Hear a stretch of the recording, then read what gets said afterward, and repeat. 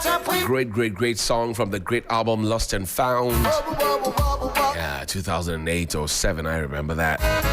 Been joined in studio by Mr. Kofi Tonto. He is a member of the NPP's National Communications Team. Also, Ni Ayi Opare is a member of the Movement for Change Communication Team. Gentlemen, good morning. Welcome. How are you? Greetings, Johnny. Great. Good to have you. Kofi, it's been a long time, eh? Yeah. Great. It's been a while. Where have you been hiding? Oh, I'm around. I'm assisting the vice president, so involved in different activities and the campaign, right, etc. And how's it going? It's going well. So I'm not able to do media as much, but we'll make time for it. Right. Yeah. Yes, sir. As your presidential candidate.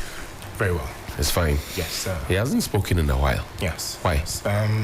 If you find there's a little bit of silence and there's work on the ground. Yes, the media engagements have been left to some of us to do for now, but he has a serious engagement going on. Yeah, so it's taking most of his time. Yes, but he speak when he has to. Was the campaign moving? Yes, sir. The way it started, looks like the steam has gone down. No, if you're looking at it in the conventional terms, the way political parties operate, then you might say what you're saying, yes. But if you look at it now, it's a movement.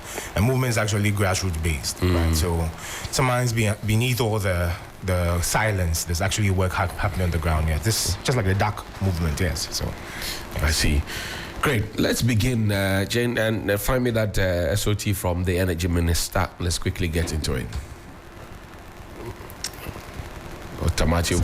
Some people are saying that you made mention of this. You use this as a campaign against John Mahama, and now we are experiencing a worse situation under President Akufo-Addo. Would it reflect in the 2024 election? Would it be something that people will stand on to vote?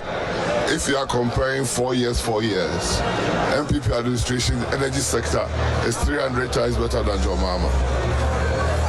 And we are still experiencing doom so. Nobody has said we haven't. I'm just saying it's far much better than John Mahama ever did.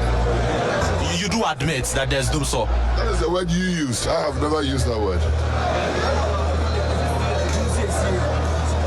I've promised you that we are going to work on it. And it's not a work that is a single event. It's a process. And we'll continue to work on it for the energy sector to become better. Have you heard of calls for a timetable? Ask those who want it to bring it. They should bring the timetable. If there is, I haven't seen any timetable. So when people are calling for it. Say bring a timetable. What do you mean? The ECG says that there's no timetable coming. Why do you want to bring a timetable? What purpose? Why would somebody get up and wish evil or bad for the country? When it is not planned, you can't tell the person. Were you in Ghana under John Mahama? Did you live in this country under John Mahama? Did you live in this country under John Mahama? Did you? I'm asking you a question. It was equally worse. It cannot be equally worse. MPP use it as a tool against. And I'm saying that even if you are talking about that, it was worse under John Mahama. Dr. Matthew Opoku Prempeh, he is the Energy Minister. Kofi, let me begin this conversation with you. He's come under a serious barrage of criticism for what he said. Number one, that the people who are demanding for a timetable in order to plan their lives should bring their own timetable. Number two, he makes a comparative analysis of the situation now and what prevailed under John Dramani Mahama. And then he goes on to say that, look, the issues are being fixed, so it's not an event, it's a process. Did he speak right? Okay, a very good morning to you, Johnny, and to my brother here. First time meeting him. See, one thing I've noticed about our political discussions in this nation is we have discussions to win the debate. We don't have discussions to develop the nation. So if my brother and I come here, essentially the idea is who is going to win the debate, who is going to come out looking the best, and then essentially people praising me or praising him, Kofi is the best communicator, etc. And then you also have a case where you have journalists also impressing on persons, being it politicians, entertainers, to also get something out of them. We want to get a certain narrative out of them. So once that really occurs, we lose the essence of debating, of engaging, which is to develop the nation. What is the essence of the message the minister was trying to convey? You tell me. For me, I cannot tell you exactly what he was trying to convey. I can only do deductions because I wasn't there. And from what he was discussing, I take away from it that, and he kept emphasizing on the point that you made about we are going to fix it. He emphasized on making comparisons as to what we have done before versus what another government has done. So for me, it comes across as, okay, let's focus on fixing the problem and not necessarily a timetable. Because even if we give you a timetable and we don't fix the problem, to what end? How do we solve the problem? But you see that the journalist was bent on getting the timetable. And I can also appreciate why the journalist was on that tangent to a degree, because some Ghanaians have raised concerns. And I think when Ghanaians also raise concerns, we shouldn't necessarily look at it from a political standpoint, because there are Ghanaians who may raise it for political purposes. For example, our brothers in the NDC will raise it politically because they want to ensure that you bring a timetable, so comparatively they can say that if we brought a timetable, you've also brought a timetable. But then I also think a considerable number of Ghanaians who want a timetable so they can plan their lives, because they have businesses, they have lives. So for example, I went home yesterday. We went to Sunyane for some activities. Right. Came back. I got home around 8 p.m. to meet Lights Off. I didn't know. Luckily, I bought food on the way. If I hadn't, I wouldn't have been able to get anything to eat. So genuinely, there are people like that who want to know, so that if I'm coming from work and I know on this time I won't have electricity, if I have to get something from outside, I will do. If I have to wait somewhere else and wait till the time the light comes on, I will do. So there are those genuine concerns. But if we are having debate to develop the nation, then we will get to that point. But if we are having debate because a journalist wants to win a debate, or NDC or MPP wants to win a debate, then we really come to this point. The minister set himself up by saying that, look, bring your own timetable if you're asking for it. Because in all fairness, the term doomsaw was introduced by your party. By MPP? Yes. I don't recall the term who doomsaw. In fact, the president tweeted about it, that if the lights go off and come back on, Mr. President, is it not doomsaw? Yeah, but was he the person who coined it? Do we know for a fact who coined it? So it was introduced by your party. I don't know that for a fact. And there's, because when the lights kept going on and coming out, you know, that flip-flop, it was you in opposition and the NDC in power. Granted for debate purposes. The MPP. So now, for the minister to suggest that the people who are looking for a timetable, as you rightly stated, that people want to plan their lives to bring it, I thought that was not properly situated. You see, I can share your concerns to a degree. That, I mean, if I were the minister, I probably would have said it differently. But to the point that I was making to you, the minister was trying to make a point. If you play the video again, the minister was trying to go on a specific tangent. The journalist kept bringing another tangent. He's looking for the news. Yeah, the journalist, that's what I'm saying. So is the journalist there looking for a narrative? Or is the journalist there looking for the real answers? One of the real answers, indeed, is the timetable. No two ways about it, because genuine Ghanaians have raised that concern. But you realize that the journalist wanted the news.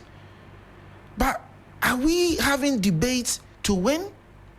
Or are we having debates to build a nation? Johnny, let me tell you why I came here. Tell me. Genuinely, on the streets, being in social media, etc., You are an extremely vociferous journalist. You raise a lot of concerns about the government. You criticize the government. But when you called, I said, Johnny is my brother. You can ask your producer. Right. I'm going to come because I would rather come here and have a debate for the nation.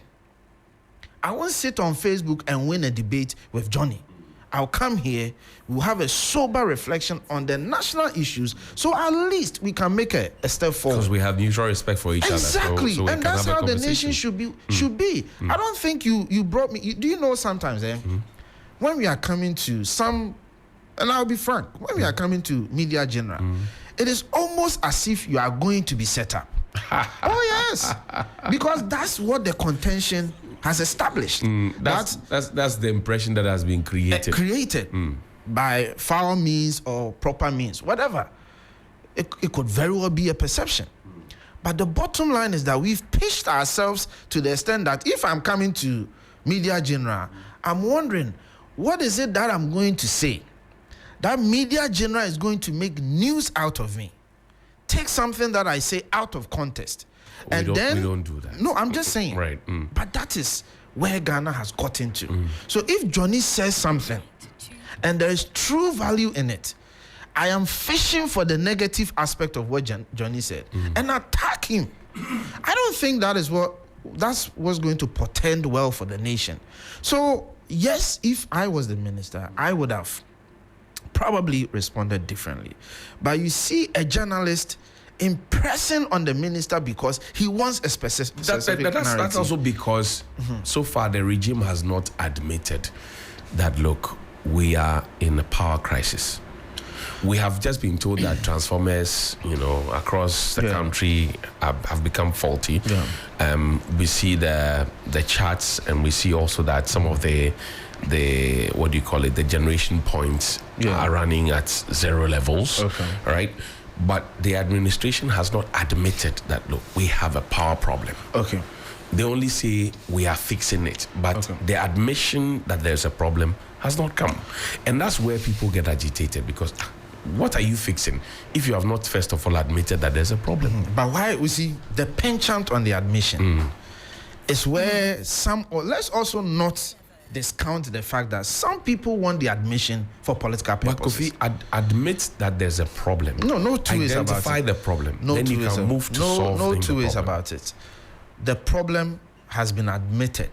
It is the description of the problem that has become the bone of contention. The ECG has not said that we are not experiencing lights off. Have they? I don't think that is the issue. The issue is, call it doom so. That's the bone of contention. But what is it? I don't know. What I know is my lights are off. And then it comes back on. The doom so came about because it was a prolonged challenge. Let's not create the impression that Mahama invented or created lights off in this country. Mahama didn't. Because before Mahama, before John Ajikun Kufuor, we had lights off. But before Rawlings, we had lights off. But under Mahama, it became doom so. It became a national conversation and a global conversation because we had a prolonged issue. Is it a fact or not? Now, the question is, if you want to call it doom so, which doom so was defined then or emanated then because of the prolongedness of the issue, and you want to define something that is just about a month or 3 months issue as doom so, then the question is, are you even being fair in your analysis? Because nobody has said that Mahama created lights off. So for me, if we have the debates to really develop the nation and not to win the debate, we get to the true facts of the issues. Now, what is causing the problem? It's multifaceted. One being that, yes, there are challenges with the power plants, getting fuel, being it gas or liquid fuel for it. Two, the transformer issues, they are real. I used to live at Lakeside. For about 2 years or so, I experienced no lights off, really. Occasionally, maybe for 2 hours, and it comes on. Then April last year, 2023, I realized that it was becoming rampant almost every night. But it wasn't a nationwide issue. It was a lakeside issue. Then I realized that it was a transformer issue because the plans ECG had for the area versus the number of people who moved to the area were incongruent. So obviously the transformer was suffering. And the transformer is expensive, so ECG was not ready to replace the transformer. What I did was I moved from the area because of the job that I do. I needed to have access to electricity. So the transformer issue is real. And then the issue of WACPO, for example, they came up with a release that they couldn't provide it. Issue of maintenance, Atuabo maintenance also came up. And then issue of fuel, etc. So it's multifaceted. I think the ECG needs to enhance its education and explain to Ghanaians what the multifaceted issues are. But if there's no power that has been generated, ECG cannot distribute what is not available. Yeah, so this power generation that we are having, VRA is giving us power, BUI is giving us power, and then you have Asogli and all the other power plants. Then about 800 megawatts of the power plants have gone off stream for maintenance purposes. If you read what the Energy Commission recently published, if you give me 1 second, Philip Osebonsu published 92.7 Urban Lifestyle Radio Station. 3FM 92.7 Urban Lifestyle Radio Station. Maybe when my brother is talking, I'll look for it. 92.7. Okay, so wrap up so I can bring Nee in. Okay, so let me bring it up. It says, per the Energy Commission, installed capacity is 5,194 megawatts. Dependable capacity, 4,756 megawatts. System peak demand, 3,788 megawatts. So that's the system peak.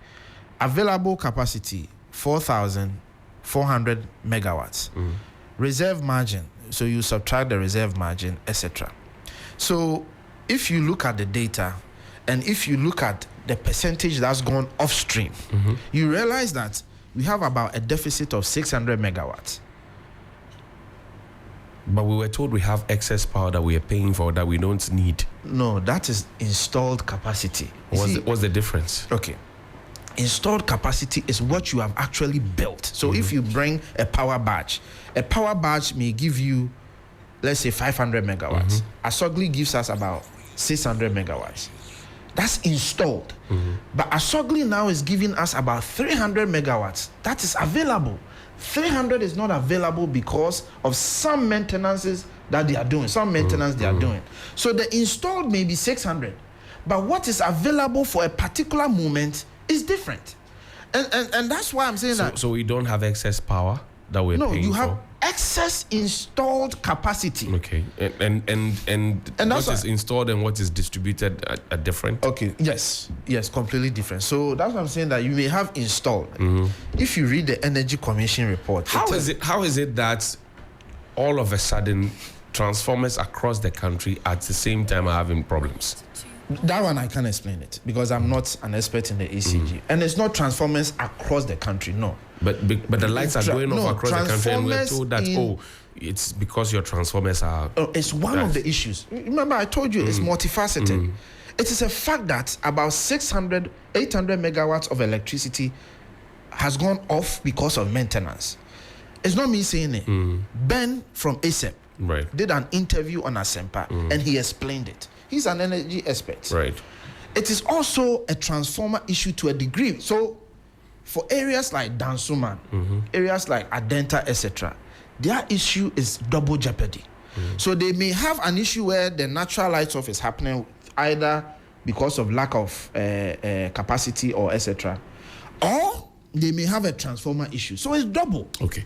So it's multifaceted, and we need to take time to educate people about installed capacity, available capacity, and even dependable capacity. There are two different things. Okay. And then peak demand. Let me bring in Ni. Yes, sir. The Ministry of Energy has responded to some of the concerns that you have raised. Right.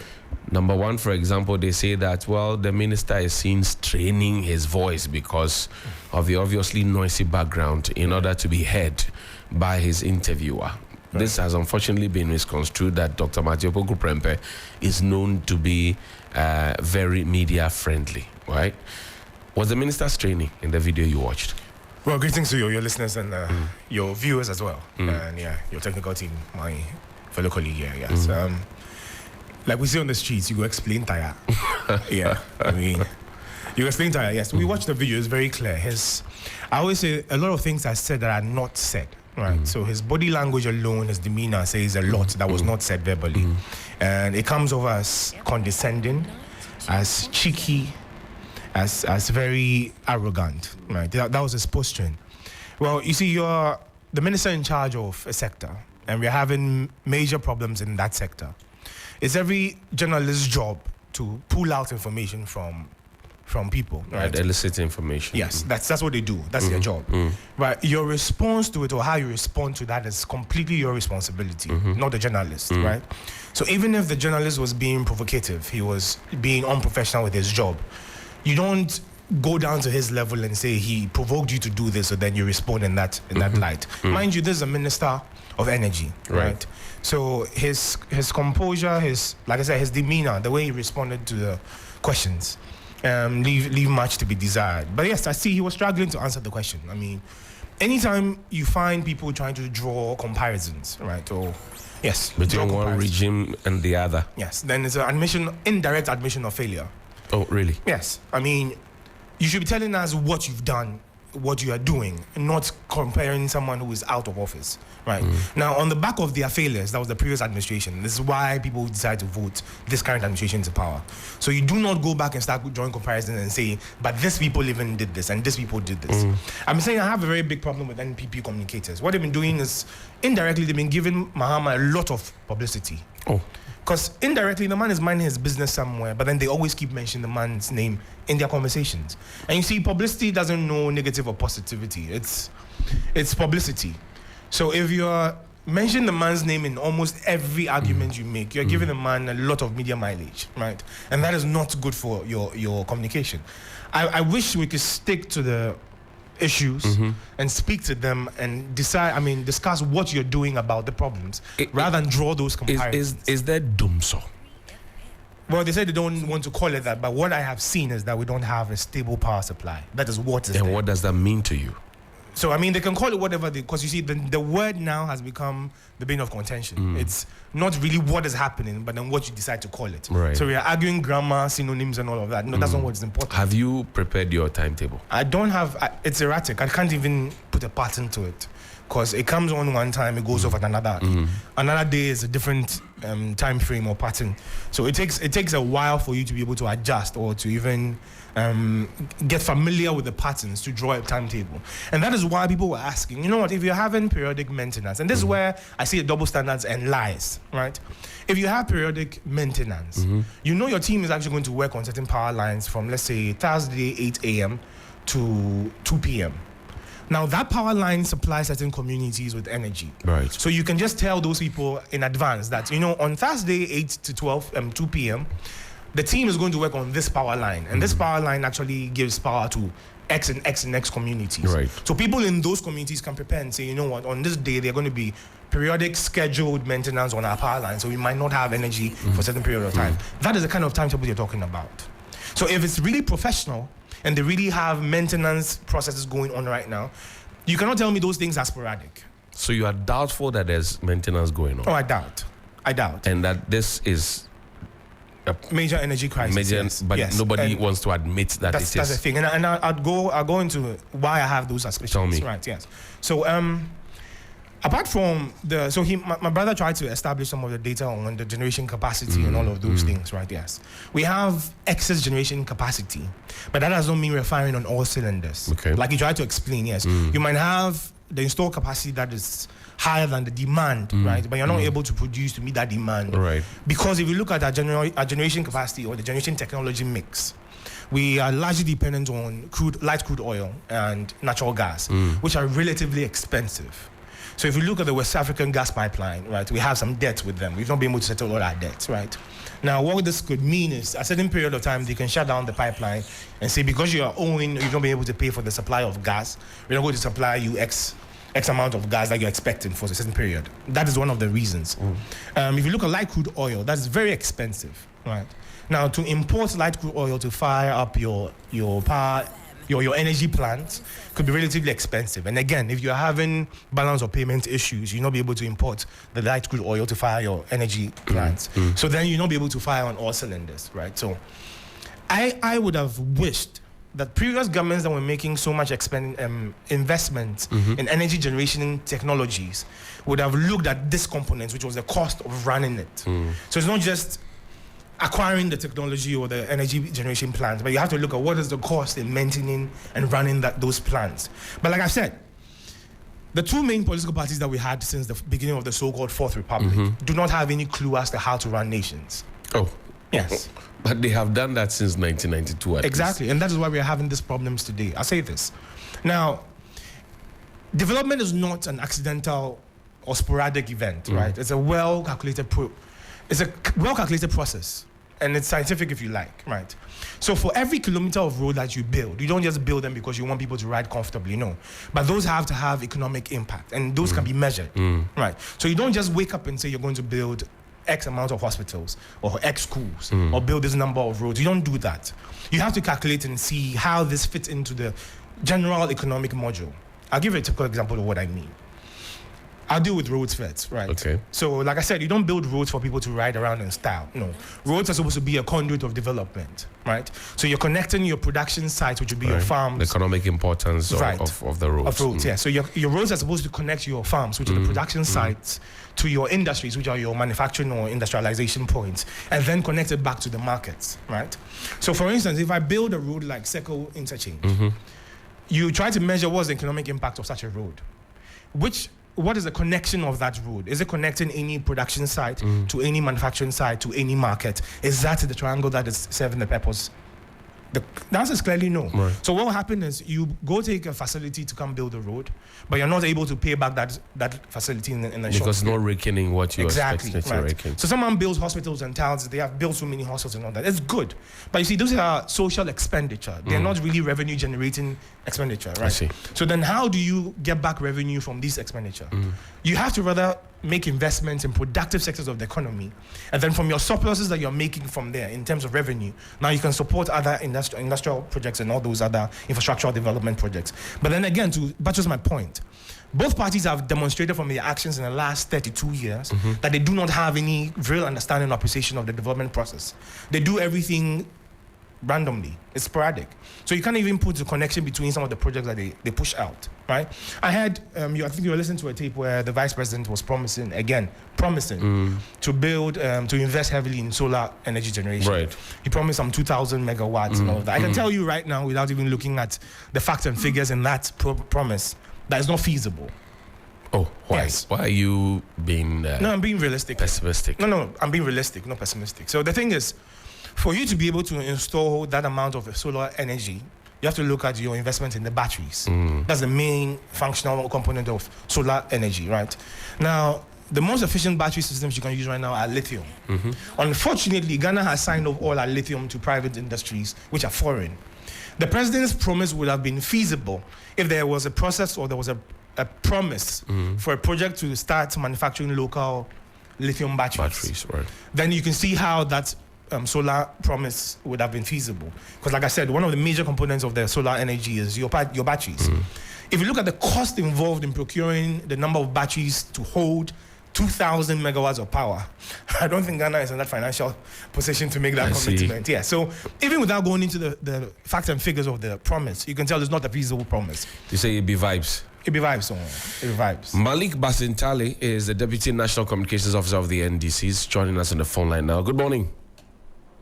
Adam Agbana, sorry. Adam, good morning. Hello, Adam. Good morning, Adam. Chen, you have to raise Adam back on the line. Kofi, I'll come back to you. My time was really short, Don't worry, you'll be fine. I'll come back to you. For conversational purposes, I would like to engage our brother because we have to engage to develop, not engage to win. So he's raised some valid points. Microphone, please. Oh, sorry. He's raised some valid points about why we should do certain things. So, for example, he spoke about roads, right, and that it must have economic benefits. Right. He's 1,000% right. You know, he's 1,000% right. But that's not the only rationale, because sometimes you build roads even to reduce traffic. Right. So yes, you must always consider the value in terms of, is it to a production line, a marketplace, etc. And in Ghana, we do that. The degree of which we do, we can sort of assess it, but we do that. That's why we have feeder roads, for example. The purpose of it is to go to the farm gates, etc. So we do have and appreciate that rationale. But whether we are doing it efficiently or not is a different debate. But it's not just that. Sometimes it's about convenience. Okay. For example, if we are building community roads, you have to think about the convenience of the citizens also. It may not give you a production value immediately, but it may give you indirect value, because if the citizen is able to commute to work in a faster time, they are more productive for the economy. Right. Yes, that's what I'm saying. Some are direct, some are indirect. Right. That's how you build roads. No, I know. So some are direct, some are indirect. I even told you that if you do circle interchange, Mama did it. It's a valuable project because it opens up the place, reduces congestion. All of that adds to productivity. Great. So you have to look at Adam Agbana is joining us on the phone now. Adam, good morning. Thank you very much. He's the NDC's parliamentary candidate for Ketu North constituency. Good morning. How are you? Good morning, Johnny. I'm fine this morning. How are you too? I am greater than Accra. You heard the energy minister. What are your quick thoughts about the energy minister's response to the questions put to him by the journalists, and also the Ministry of Energy's response to the public outcry that the minister was being perhaps belligerent and not being sensitive to the plight of the people? Well, thank you, Johnny. Let me first and foremost say I listened in a bit on the gentleman in your studio. I don't know who the person is. Kofi Tonto and Nia Opare of the Movement for Change. Kofi Tonto is with the NPP. I'm sure. I know Kofi Tonto very well, right. And both are two fine gentlemen. And I think that I agree largely with the contributions of the last gentleman. And but we'll get into the issues. But directly responding to the question on energy, I think that the minister's response is one that all of us can describe as reckless. We can also say it's irresponsible, it's insensitive to the plight of the ordinary Ghanaian like you and I. Johnny, all that we want as Ghanaians is to have electricity so we can go about our daily activities.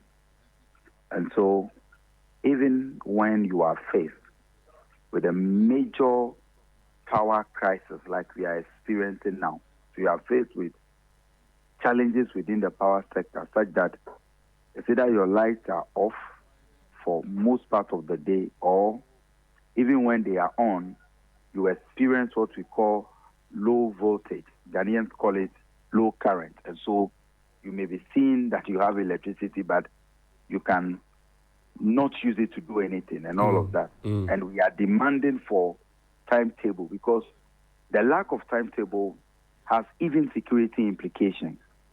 Then the best answer that the one who is supposed to be the lead policy head for the ministry, the one who is supposed to be sensitive to the people of Ghana, telling us to go design or create our own timetables is very unfortunate. And I think that Dr. Matthew Opoku Prempeh, Napo as we call him, must apologize to the people of Ghana. Are you not pushing the minister so hard to call what is happening now doomsday, and also to force him to put out a timetable? And perhaps that could have been the reason for him saying what he said. What is doomsday? When we say doomsday, what is doomsday? What is doomsday? Doomsday simply means that the unstable or you don't have power continuously. Is that not what you're talking about? So your light comes on, goes off. Sometimes it goes off at 6 a.m. It comes at 6 p.m. Sometimes 24 hours and all of that. We are experiencing it.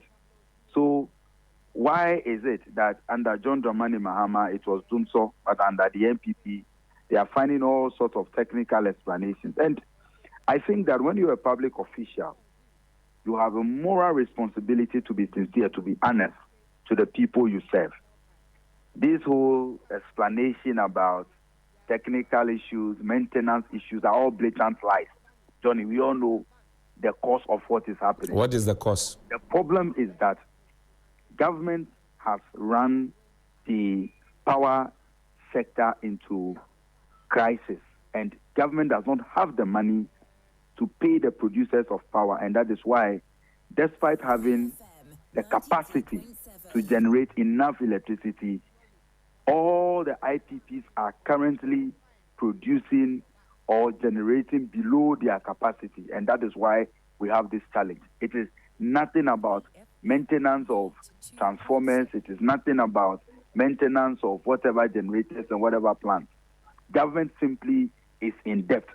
Johnny, as far back as 2017 or 2018, they introduced a policy called the cash waterfall mechanism. We are all aware of that. Right.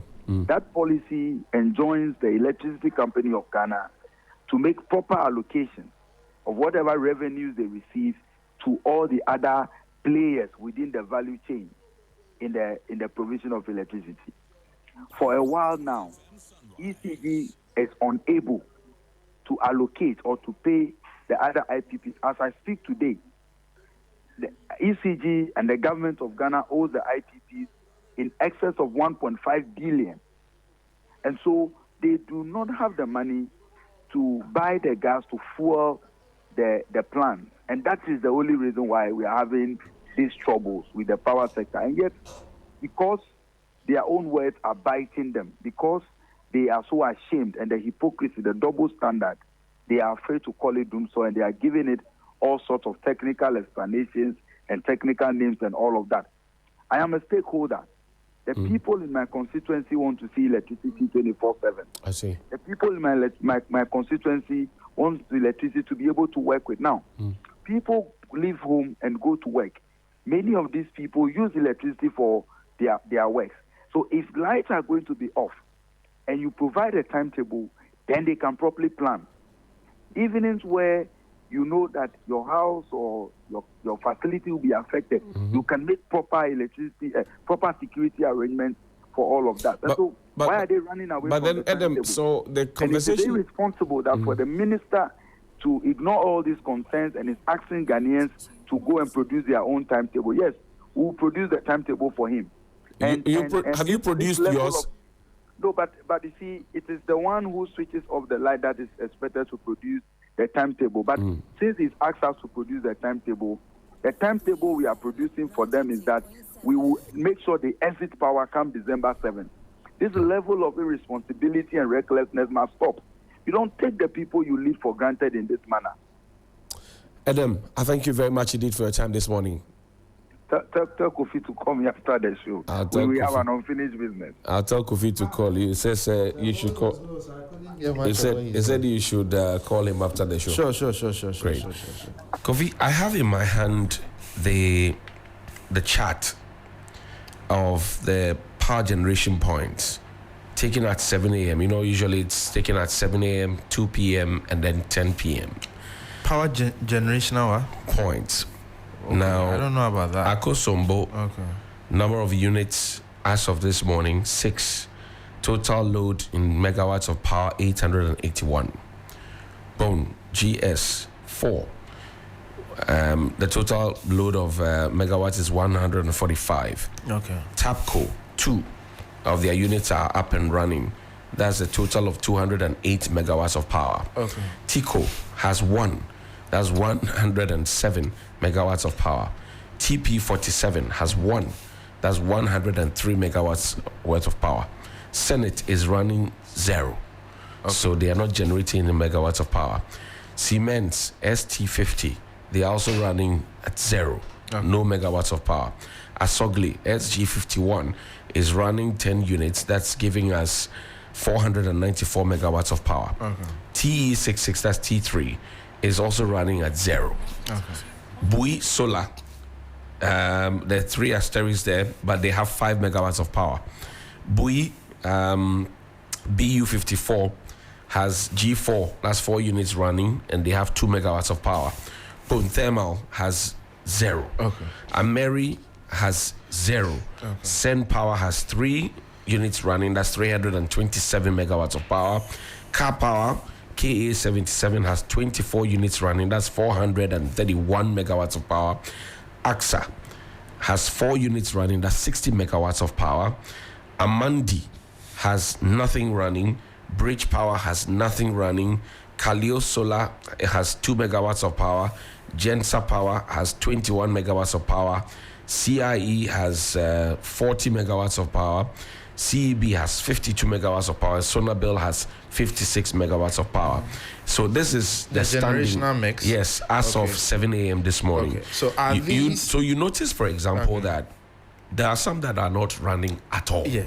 And some are not even running at full capacity. For example, Asogli. Right. It's not running at full capacity. That's right. And that's why I'm saying that what would be good for this table is to know the full capacity versus available capacity. Right. And then you have to total what you read to see, because our demand capacity or peak capacity is 3,788 megawatts.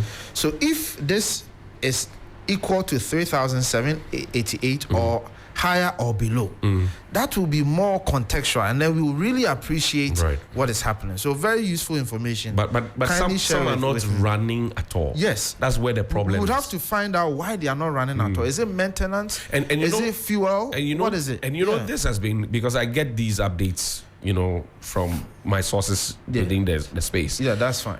7 a.m., 2 p.m., 10 p.m. Yeah. And it has been consistent over time. Yeah. At least for the last 2 months, if my memory serves me right. So then, per what you are saying, this should be available. So this is available to capacity. Yes, this is available to the energy minister. The big boys, they know. I get you. So this I only bypass the system to get. As you said, so they do the production. They give it to they do the production, give it to Gridco to carry it. Right. And then ECG distributes it to our homes. So we need to know if this is available capacity. Okay. If it is, then... So, for example, this one is supposed to be... and I share another one with you. Okay. So, as of the 26th, right? 26th, you had more plants down. 26th, Tigo was not running anything. Senate was not running anything. Siemens was not running anything. T3 was not running anything. Bui Power was not running anything. Boom was not running anything. Bui was not running anything. No, nothing. Ameri 0. Okay. And then you come to Amandi 0. Bridge Power 0.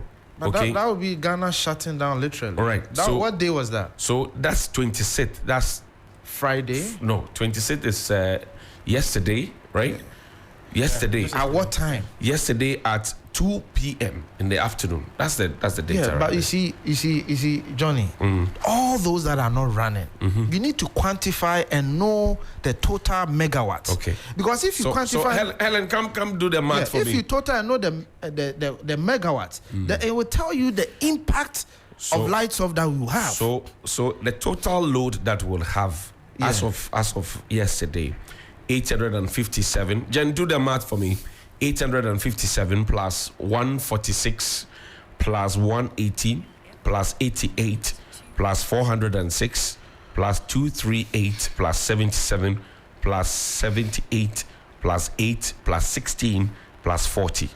So that was available capacity yesterday, and which was distributed as of yesterday 2 p.m. Okay, so right. you subtract that, you get that value, and you see if that value matches the 3778 or not. That is what will establish whether you have dooms off or lights off or not, because peak hour is 3778. So you need that to keep all the lights on. Okay. So let's see. Helen, come and do the math for me. Bring your but calculator. as we are doing the right. math, I wanted to bring up a few points. Okay. My brother quickly. raised. Then we can come back to my complain about his time. No, earlier. sorry. My brother raised. You see, is your calculator on? It's not the case that somebody wants to talk about John Mahama. Napo didn't mention any other name but John Mahama. Why did he do that? Because John Mahama has been a president before. And not just a president before. John Mahama is saying that he wants to be a president again. So this is a person who has had the chance to run the government before, is saying that my government was better. So give me the mandate again. Why shouldn't we compare? Because John Mahama is not sitting home. 6. What? I'm just counting the number of times you mentioned his name. No. It's a conversation. You can count it. You even mentioned Baumia's name. You're also promoting Baumia. If your argument is to go, you promoted Baumia. You haven't mentioned your candidate. You've sat here. You've never mentioned Alan. So what are you talking about? You mentioned him once in the beginning. Okay, once. And how many times did you mention Baumia? So I don't think that calculation is necessary. They are all popular people in their own right, anyways. So the point that I'm making is that we will talk about Mahama because he wants to be a president again. We have to compare the records. Are you not comparing too much? So it looks as if you are still in the past when you have gone past that past. No, we haven't gone past any past because this is a man who is putting up his past for comparison. On what basis is Mahama contesting again? Is it not on his past? So how are Ghanaians going to assess Mahama? They are going to assess his record versus Akufo-Addo's record. Is that not so? So how do we forego his past? On what basis are we going to compare him?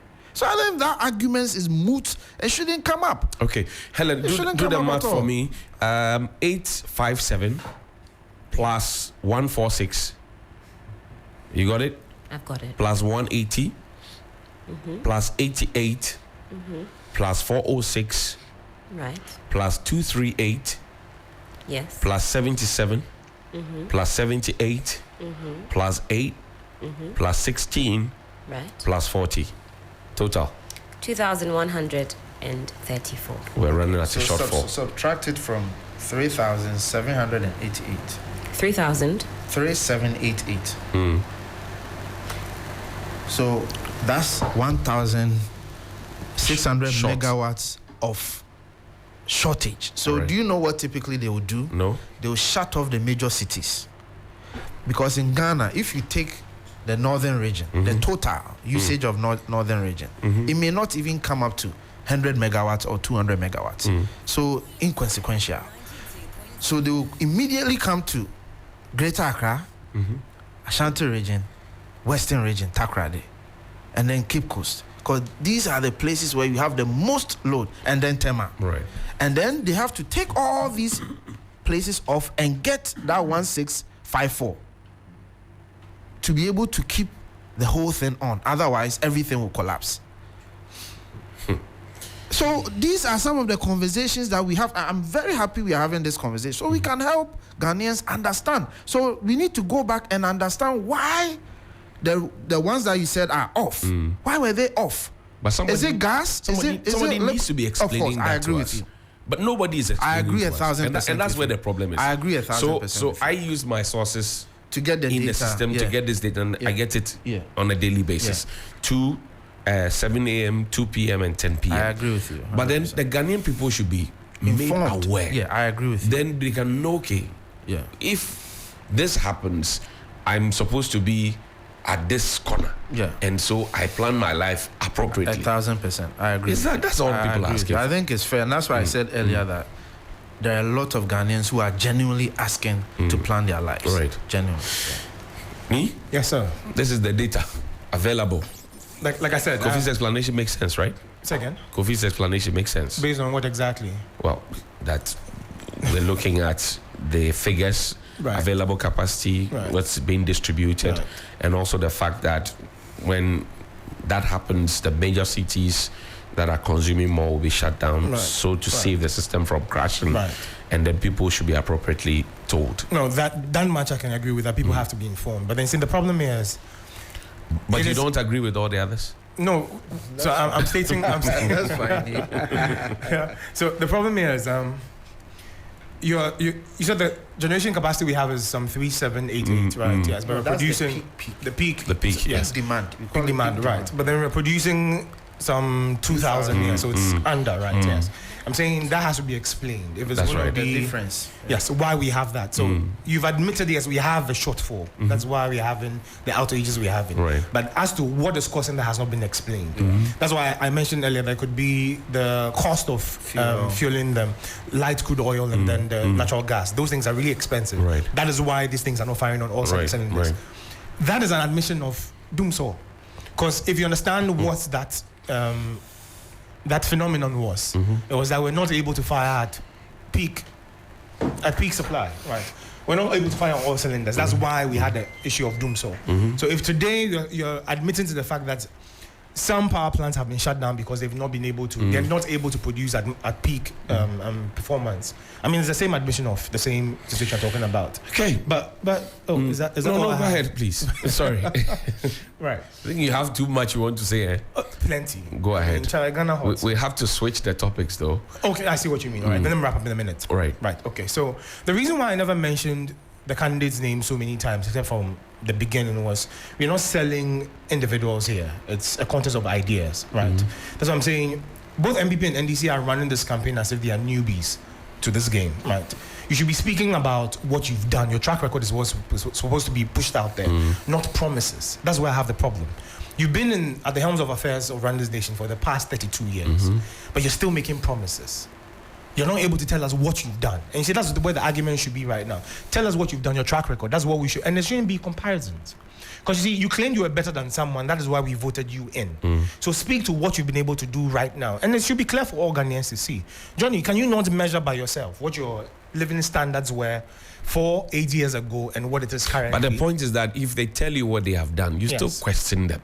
So You this still doubt them. Yes. So they now have to use a comparative tool to let you know that, okay, this was the situation then. Right, right. This is what we have done. Right. If you compare it, then you can infer and say that, okay, based on A, B, C, and D, it is better, it is not better. Right. So you're saying exactly what I'm saying, in that if certain things have been done, but then the attending results are not what we wish for, then it means you're not getting something right. And that's why I alluded to the fact earlier that they don't understand the governance process.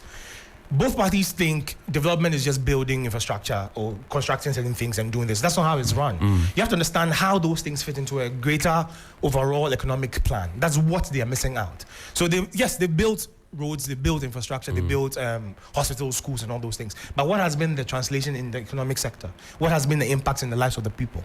Right? So people are still complaining because despite all the things that they claim they have done, there's no correlation between that and the economic impact in people's pockets. That's what they are getting wrong. And until you understand what the development process properly is, you won't be able to make that connection then. Then you'll be seen to be making so many things or doing so many things, but then the impact on the livelihood of people is not felt. That is where I'm bashing them on. I see. Yes. Kofi, smart schools. Yeah, but very quickly, do Okay. research on this. Do you know that the power agreements that we signed, I'll send you an article by an Indian journalist. He goes into detail as to what came about the power purchase agreement, how World Bank pushed emerging markets into these agreements that have nearly crippled a lot of emerging markets. I'll send the article, very detailed article. Do you know that the power agreements that we signed included Ghana buying the fuel for the power IPPs? Did you know that? You've asked someone to bring barges, and then you say that you don't fire the barges, I'll fire it for you. I'll buy you the petrol. I'll give you the gas. It goes back to why we need to put everything on the table and discuss it. Why was that agreement ever made? Why don't you allow the person who's bringing the badges to fire up the badges themselves? Why do we have to be responsible for paying for the petrol, paying for the gas? That's a discussion we have to have. And lastly, the NPP, we've had our challenges, economic challenges, and I admit it, that we are in economic challenges and Ghanaians are facing. You're one of the few who has admitted this. Oh, no, I agree. No, I know the president has admitted it, Bawumia has admitted it. The president said where we find ourselves. He didn't tell us what part he played in where we find ourselves. Anyways, you that's a debate. But you see, if you admit that we are in a bad place and you are at the helm of affairs, you should first of all admit that I'm also part of it. Because truthfully, Ghanaians are facing it. No two ways about it. Yes, but truthfully, the government has not admitted that they were part of the problem. The government has blamed Russia, Ukraine, COVID, the NDC, and dissenting voices. The government has not said that, we, because of the way we handled X, Y, and Z. Okay. The government has not admitted that. Please, I'll urge you to go and read the Vice President's speech again. Which of the speeches? The recent one that he gave.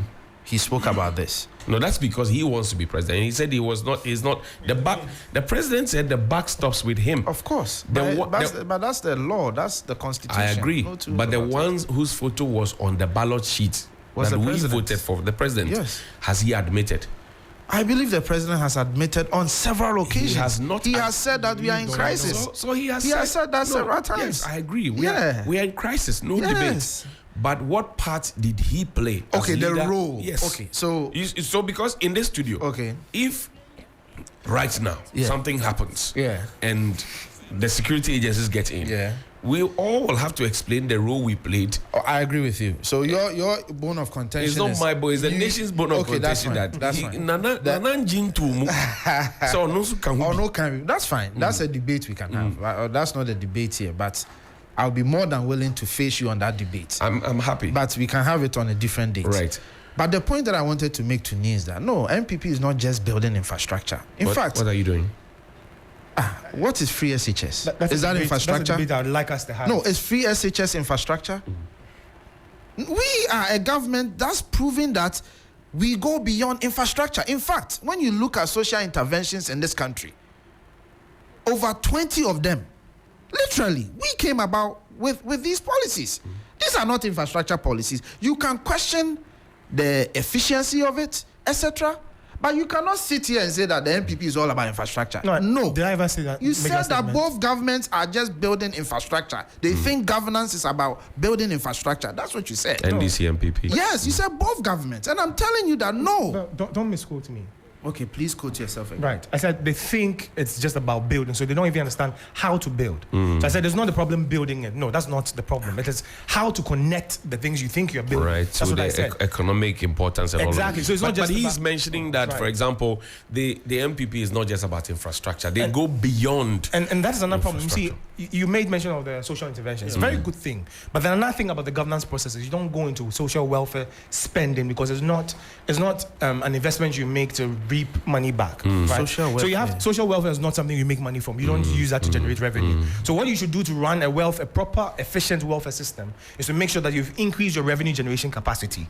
That's when you can support some of these programs. So what is the problems or the challenges we're having with free SHS, like he mentioned? What's the state of the National Health Insurance Scheme? Because you're not able to raise revenue to support those programs. You're having major problems with those programs, even though they're very good social intervention programs, yes. But you see that I'm saying, because they've not focused on building revenue generation capacity investment or making revenue generation capacity investments, they're not able to sustain those social interventions. And it's because they don't understand the governance process. But free SHS has been sustained.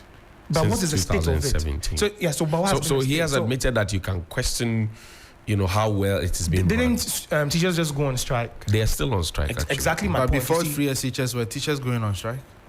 So we brought you in to solve a problem. That's one of the things about leadership. You are brought in to solve a particular problem. You're put into leadership to solve problems. So if you're talking about problems that have existed or pre-existed before your admission came, that means you failed. No. The promises you made, you've not been able to keep them. Because if we have the problem, right, and we wanted to change management to solve those problems, You bring in new management and those problems still persist. What are you talking about? You are insisting that they promise change, but you are not seeing the change. That's the thing. And that is why the movement of change is actually going to be an agent of change, not a promiser of change. But your presidential candidate, Yes. until recently, was part of this organization. Do we go into that argument right now? Yeah, no, because Well, if you give me 2 minutes, I can go into, yes. jumped ship from Right. the NPP. Right. He was one of the focal people. Actually, the within founding NPP, member of the MPP. right? Yes. And if the government today can talk about one district, one factory, That's his program, He yes. will take it. Oh, that's So- his program. So, To his credit. so why We'll come would to this? Yeah. so why That's why would I say he, if I get to my love, I'd love to jump into so it. why would he then distance himself from something that has been part of which glory he wants to own, but then when it comes to the problems, he wants to shy away from Sweet. it. So, Johnny, you know, I've been doing this thing since 2016, right? And I've been actually at the neck of MPP and NDC, both parties, for a very long time. So someone will ask, why is it that I have chosen to work or partner with Alan Choma right. at this time? Yes, very good question. Now, this is a founding member of the current MPP party, right? Johnny, it got to a point where that same man realized that the party was built on certain principles, but then the people have moved away from those principles, right? Do you know what it takes for someone to actually, who is a founding father, to move away from something that he was a part of creating? It takes a very strong mind to be able to do that. That's the first thing. So this man moves away from the party because he felt the party has deviated from the policies or the principles on which the party was built. Now, fast forward, they come back and then they make an apology and say, you know, we want you back in the fold because, you know, all of those things. He says, yes, as a good founding father, I'm willing to give a second chance. So he does that. He says, okay, let's run this thing together. Down the line again, this man realizes that all the apologies that were made to him were not sincere, and that the same situations that made him walk are still present, if not worse. Now he says, no, based on principles, I cannot remain in this group or in this setting any longer, so I'm pulling out. But you know what that did it for me? The moment he pulled out the second time, he puts on public record that the NPP and the NDC don't have anything to offer Ghanaians. Now, this is someone who is supposed to be the founding member of the party, right? And he has stepped away from his brainchild and is saying this thing that I have created has fallen into the hands of the wrong people. Would he have made those same comments if I may, if he had won the flag bearership? So I was coming to that, yes. You see, if he had won the flag bearership, that means he would have been the driver. Right? Now, all the key sensitive decisions would have been under his prerogative. But he's saying, since he was not able to get that, things are going to persist the way they are right now. You cannot create change in that mix. So yes, if he had won the presidential slot, perhaps he would have stayed, because then he would have been the driver in the driver's seat and he could make things happen. I was going to touch on that, why I believe that to be possible. The One District One Factory is one of his brainchild, right? Or one of his brainchild, if you want to use that term. But he was working at the pleasure of the president. That is my problem. Yeah. So if you look at the Great Transformational Plan, right, it includes the One District One Factory policy. Now, the policy was not just about building factories. That was not it. You have to look at, first, the creation of the production side, which would be the farms to feed the industries, right? Now, for all of this to even be possible, you have to look at your energy generation capacity and technology. Now, because of his visionary ideas, he was thinking that you cannot run any industry right now on the current on the current energy infrastructure we have, because it's not efficient, right? So he has proposed that we look at alternative renewable energy sources, particularly hydrogen and nuclear energy. These are programs that were supposed to be part of the One District, One Factory policy. But because he was just trade and industry minister and not energy minister, he could not push for the implementation of those energy ideas. But he's a cabinet minister. He was. But you said he sits at cabinet. Yes. Or in cabinet with the energy minister. Right. Unless Kofi wants to explain to us that two cabinet ministers, knowing that their work is interlinked, cannot have a conversation that, oh, Charlie, this is where you scratch me, this is where I scratch your back, yes. So this is the thing. If you look at the entire policy, I'd like to hear that explanation, why those things don't happen. But I find it very difficult to have all the information from cabinet meetings, because most of them are supposed to be kept, they're supposed to be secret, yeah. So I've not been able to get clarity as to why that did not happen. But then I can deduce from actions that happened that because certain things like that were not able to be pushed forward, that is why he decided to take a step away from what was back then. That's why he resigned from his position and decided to go the route he's gone right now. Yes. Kofi? See, Alan Choma is someone I've had the privilege of working with. I like how you mentioned his name. So, could you repeat he's that also advertising. Alan Choma. Okay. Yes. I've had the privilege of working with him, and I was the head of information and public affairs in Washington, and he was the ambassador. Not when I was there. I went to Agua with him. 2019, I was with him, Ambassador J. Bewa, in New York for about 2 days. We were having breakfast in the morning together, etc. It's a privilege. So I'm extremely careful when I'm discussing him. I really don't even express my real feelings about him, because when I do, I may come across as disrespectful. Right. Wow. So I don't want to say anything. So I'll leave it there. But the bottom line is that he was part of something. He wanted a greater percentage of that thing. He didn't get it and left. If there is a bad cake sitting here, and you tell me I should give you majority of that bad cake, and you don't get it, then you go and tell the whole world that the cake that I wanted was bad. I mean, it's just something that when you really delve deep in it, it exposes a lot of things. But I'll leave it here. He said that you derailed from the principles When that did we derail? underpin the formation of the party, of When which is did we a derail? founding member. When did we derail? 6 years as a minister? When did we derail? Please. I'd like to take his time to respond to this. You were a minister, an ambassador, and then a minister. Right. 6 years. You defended a lot of the policies. You were in cabinet. Of course, you don't take the final decisions in cabinet. Right. You are just one of the people who take or support the president in taking his decision. Right. You are all in advisory role. You are all part of the good and then part of the bad. That's the bottom line. But I wouldn't want to go into it today because, as I've said, Alan Chamantin is someone I'm very careful when discussing. But I wouldn't want to go so much into it. Well, let's switch the topic. He wants to go into it, top up. the gentleman is not comfortable. No, I'm not. Because but you should be able to discuss everyone without fear or favor. No, I don't fear him. It's not personal. You see, it's not about fear. If you look at Alan Tremantin's stature, right, the work is done with Empretech and all those things. Right. It becomes so difficult to pick him and put him. I will say this all the time. Right. This African prince that we wear. To his credit, yes. Alan Tremantin under John Ajikum Kufuor, started this whole thing on a big scale. Even in opposition, he was still wearing it. Right. And now even in government, he still does. Consistency. You can't take that credit away from him. You can't take away credits from businesses that he has built. The only point of departure is that he was part of the NPP for the government time. and he moved away. Yes. And people are asking, and both why? NPP government. Yes, Johnny, both. So he served under President Kufuor, Yes. served under President Akufo-Addo, yes. right? And even very instrumental role. And leaves only with 1 year to go. And then he leaves because he didn't get the presidential slot. Right. And he leaves. Right. People say it's bad blood, sour loser. Right. People have said things. Like Kofi, I'm careful.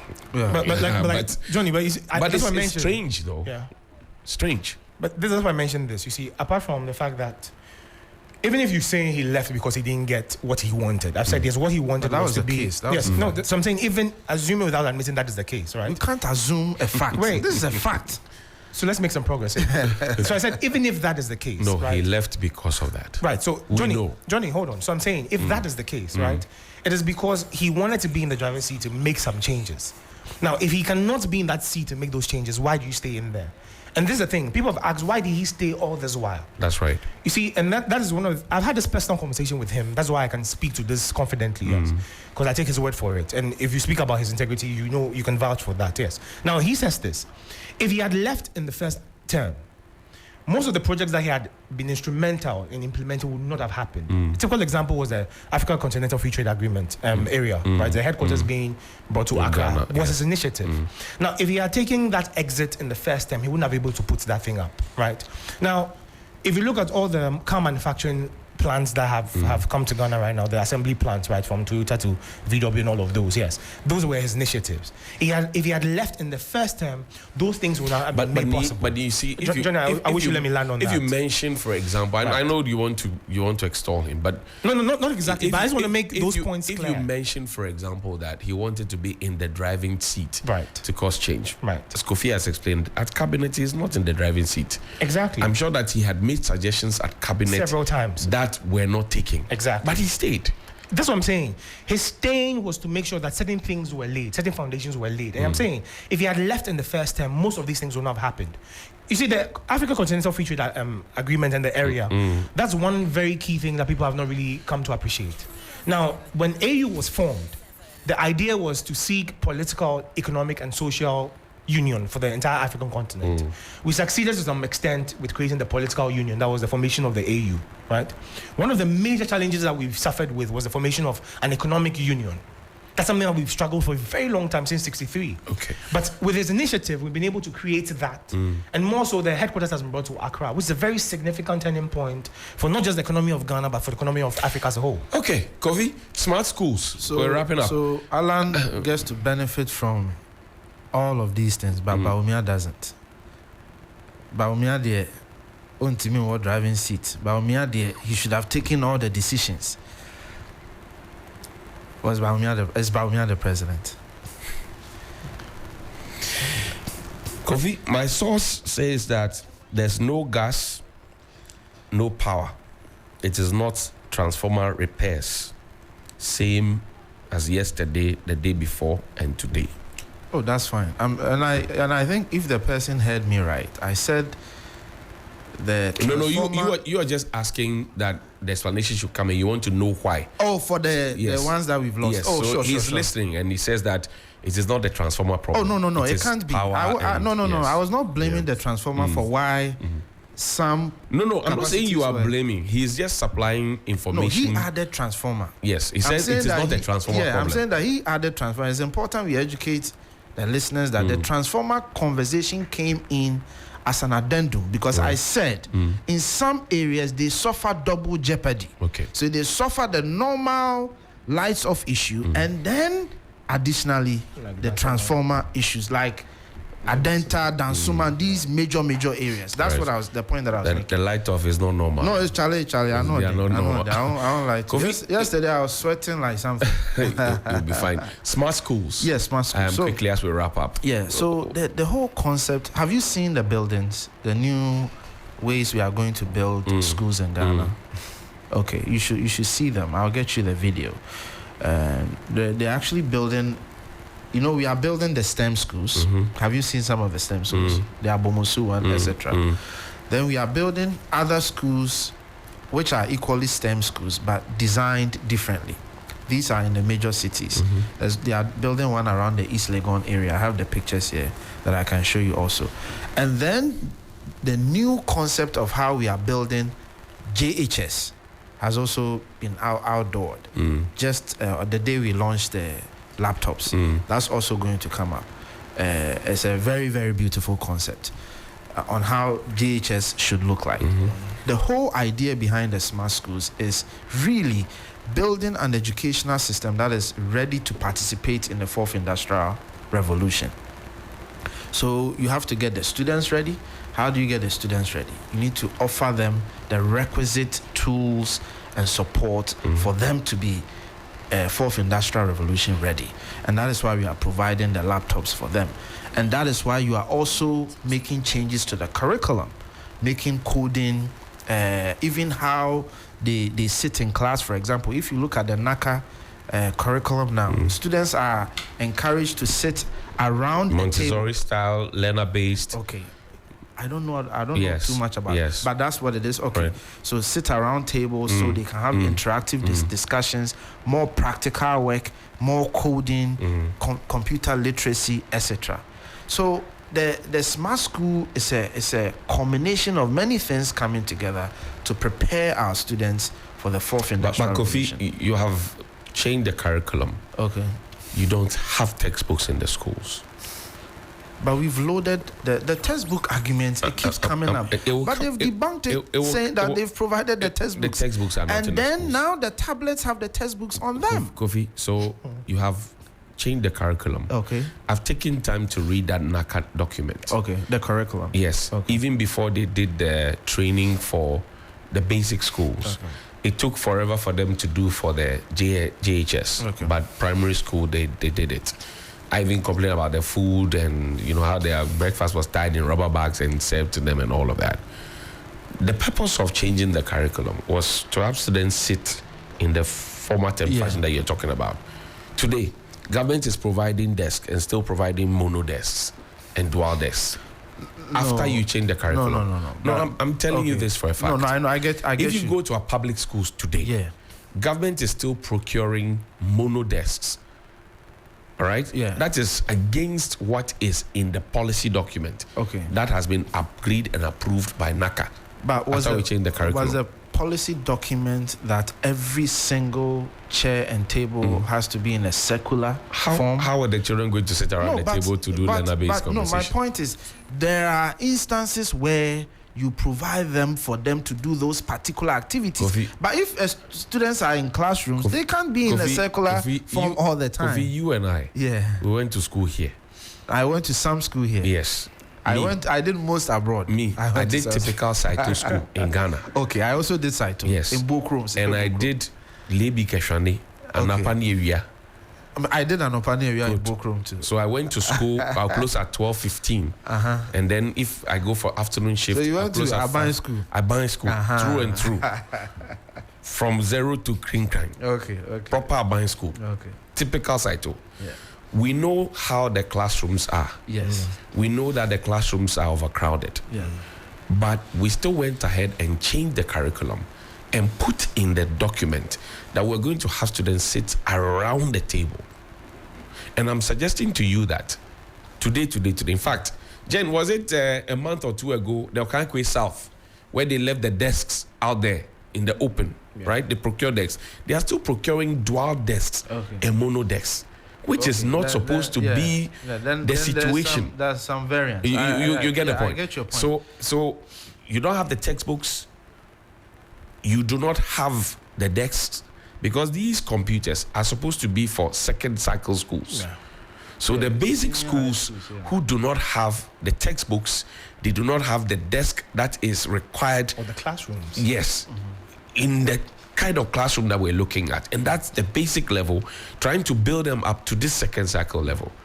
The foundation is weak. On principle, because of time, on principle, I agree with you that if we are going to invest in the senior high school, we have to make sure the feeder is equally well built. Fantastic. I agree with you in principle. I'm not an educational expert, so I cannot go into the details with you. Same as me. Exactly. I'm only speaking from the streets and what I've seen, what I've experienced. And I won't begrudge you. So I'm saying that on principle, I agree with you that the feeder must be as solid as what you are. Because if the input is bad, the output will be equally bad. That's correct. So I agree with you that from the basic school to junior high, we have to do it right. We have to get it right, so that when they get to the secondary school, they are comfortable. They are comfortable to. But then I don't have this smart school thing.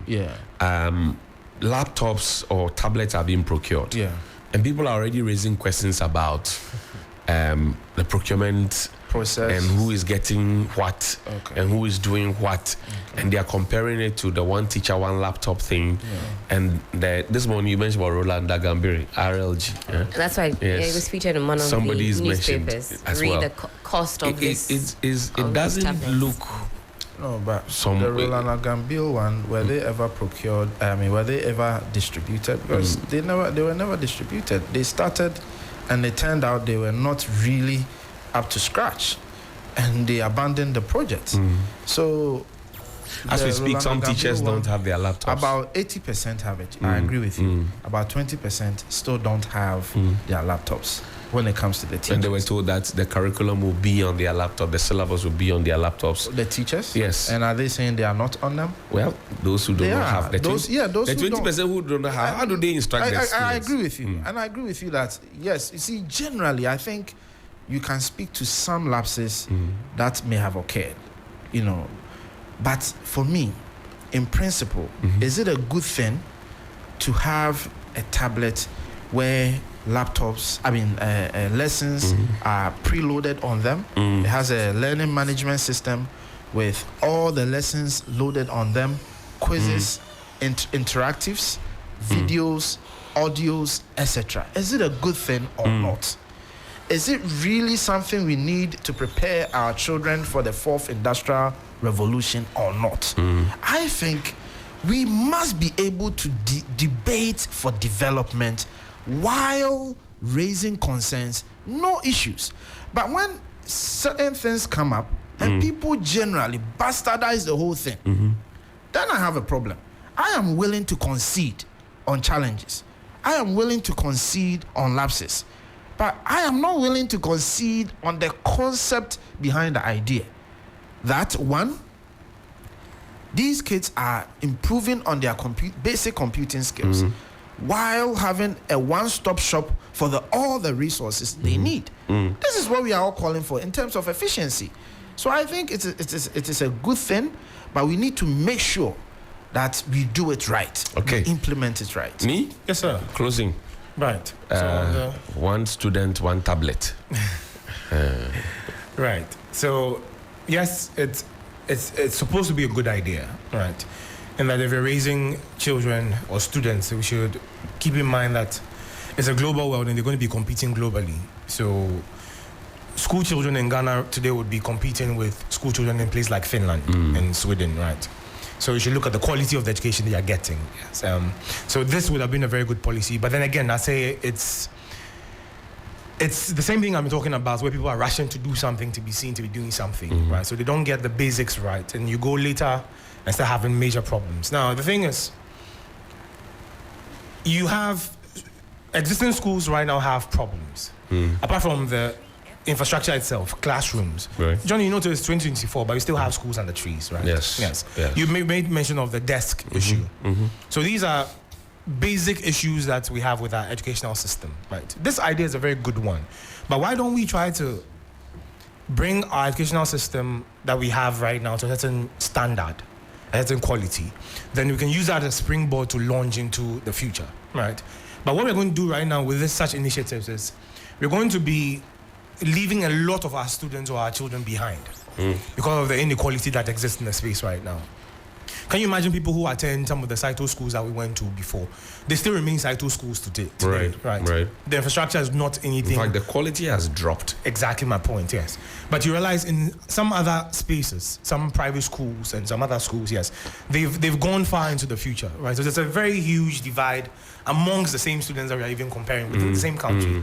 Can you imagine what the difference would be with our students here in such Saito schools and people globally that are supposed to be competing with? So even though it's a very good idea, I am saying it shouldn't be a rushed thing just for people to see you are doing something. Right. Let's consolidate the gains we've made in the short period. Let's make sure we bring everybody up to a certain standard, and then we can use that as a springboard to launch ourselves into the future. When I tell people I went to Saito, they don't believe it. But Johnny, sorry, one quick one, only because Kofi's here and hopefully he can relay the message. Yeah. I was listening to Kwesi Kwarteng, he's the spokesperson on For the education speak ministry, about the smart schools, and I think it's a brilliant idea. Although one thing he did say concerned me about the rollout. He said that it could take up till September for some students to receive their tablets. I think that's entirely too long. Some get it in March, some have to wait till July into September. But Chris Kwarteng says, I was listening to him, he said all 1.3 million tablets, he says, have been procured. So I just want to know why it will take such a long time up until September, because does that mean that there's an issue of optics here? If you're not ready to give all students, is that what it is? Do we want to get ahead very quickly? Because September, I think, for some students, it can't run. That's what, 6 months from now? That's right. Yeah. So I think they are doing it in batches. They are starting with the SHS 3, then they'll do 2, and then they'll do 1. But I'll speak to Kwesi and then find out. I hear you. But more importantly, 5.7 million Ghanaians have benefited from the free SHS. This is not me saying it.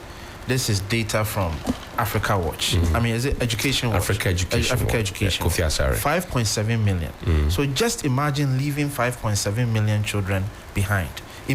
Assume that 60% of them would have been able to pay on their own. The remaining, imagine. So, look, we can't get everything right before we bring everybody on board. It is never done. But take your time. No, in the I don't dispute that. implementation I don't dispute so that. we I do don't not dispute have that. the unnecessary bottlenecks. No, I I don't remember dispute that that. when free SHS was first mentioned, Yeah. and we were going to start the implementation with this heritage fund and all of that. Mr. Ken Oforiatta, a former finance minister, he made an instructive point that those who can pay, Should be a let them pay. Yeah, he was speaking about the merit-based system. And, But and somebody said, shut up. no, he didn't leave it there. No, so He didn't leave that debate so there. that the free SHS was introduced Yeah. without that component. Today, Yes. we are contemplating a review and Etc. we're going back to the thoughts. Yeah. Why did it take us 7 years to come back to realize that this is what we should have done right because from the it get-go? will take 7 years because, as it stands, out of 33 million people, just about 18 million are on the Ghana card. We are now registering children. We are now going to also next month starting to register 5 years to 15 years. This is a nation that suffered for the longest time to identify who Johnny is.